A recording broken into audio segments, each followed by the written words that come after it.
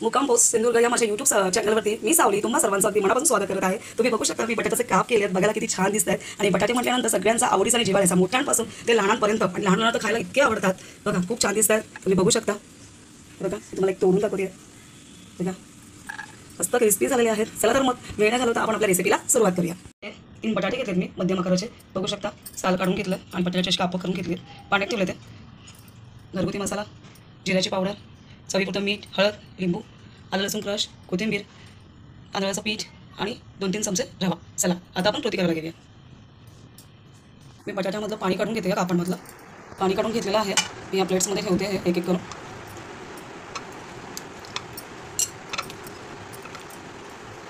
मी याच्यामध्ये पहिल्यांदा मीठ टाकून घेते, हे सगळं मीठ जाणार आहे त्याच्यात। त्यानंतर हळद टाकते, घरगुती मसाला आमच्या तिखट खायला आवडतं म्हणून मी हा सगळा घरगुती मसाला टाकणार आहे, तुम्ही तुमच्या आवडीनुसार टाकू शकता।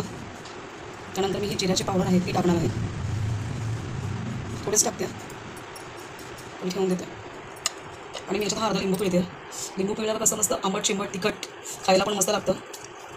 असं लिंबू पिळून झाला, आता हे आलं लसूण क्रश करून घेतलं मी, ते टाकते ह्याच्यामध्ये।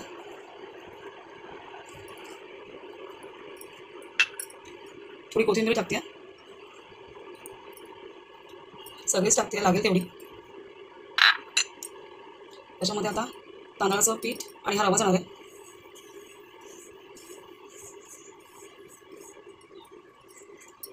थोडं सगळं नाही घालणार आहे, थोडंच घालते थोडं बाइंडिंगसाठी। थोडंसं पाणी लागणार आहे आपल्याला, थोडंच घालते, जास्त नाही घालत आहे। बघा तुम्ही बघू शकता। आता हे सगळं एकजीव करून घ्यायचं आहे।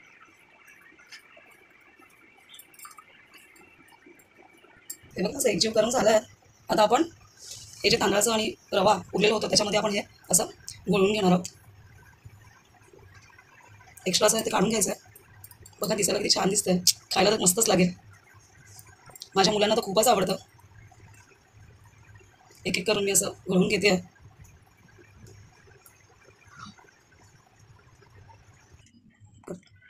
आपले बघा सगळ्या कापांना हे असं बाइंडिंग करून झालेलं आहे। बघा किती छान दिसतंय बघायला। आता आपण हे फ्राय करून घेऊया। चला मीडियमच ठेवायचे, जास्त फास्ट पण नाही करायचे, जास्त स्लो पण नाही करायचे। पॅन घेतला आहे, आता मी पॅनमध्ये थोडं तेल टाकते या चमच्याने। एक 7-8 चमचे तेल टाकून घेतलं, तर हे असं फिरून घ्यायचं म्हणजे कसं हे सगळीवर तव्याला लागू शकतं। आता हे जे मी कापं करून घेतले एक एक करून मी या तेलामध्ये टाकते। गॅसची फ्लेम मिडियमच ठेवायची आहे।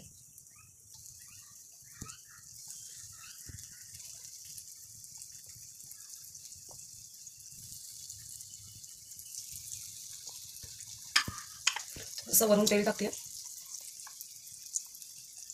बघा कशी दिसायला छान दिसत आहेत, खायला पण अगदी मस्तच लागतात। चला आता आपण फ्राय करून घेऊया। मी आता दुसऱ्या बाजूने असं पलटून घेते, एक करून पलटून घ्यायचं असं।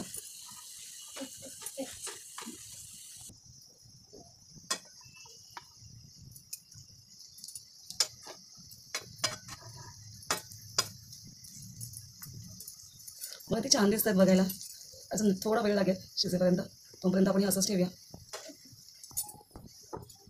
हे बघा आपली कापं आली आहेत, आता मी काढून घेते।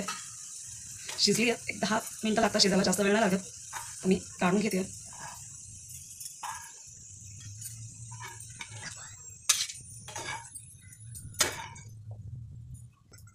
मग तेल घालून घेते।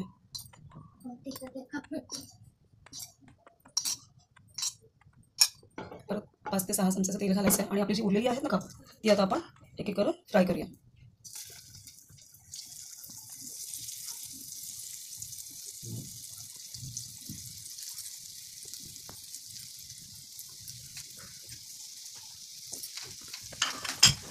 वरून थोडंसं तेल घालते, थोडंसंच घालायचं आहे। बघा आपले एक एक करून सगळे काप फ्राय करून झाले, दिसायला किती छान दिसतात। चला आता आपण प्लेटिंग करून घेऊया। एक एक करून हे लावून घेते, तोंडाला पाणी सुटतंय ना बघून, बघायला पण बघा किती सुंदर वाटतंय, मस्त फ्राय झालेले आहेत। कोणाला कळणार पण नाही आहे की हे बटाट्याचे काप आहेत।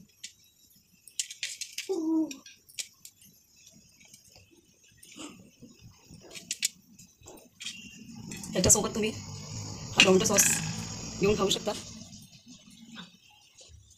मी वरून थोडीशी कोथिंबीर टाकते. वाव, दिसायला खूपच छान दिसत आहे, खायला पण तितकाच छान लागणार आहे. किती छान तुम्हाला जर माझी रेसिपी आवडली असेल तर नक्कीच ट्राय करा आणि लाईक करा, कमेंट करा, सबस्क्राईब करा, शेअर करा आणि बेल आयकॉनवरती क्लिक करा की जेणेकरून मी जे नवीन रेसिपी टाकेल त्याचं नोटिफिकेशन तुम्हाला मिळेल. आता मी तुमची रजा घेते. Bye bye.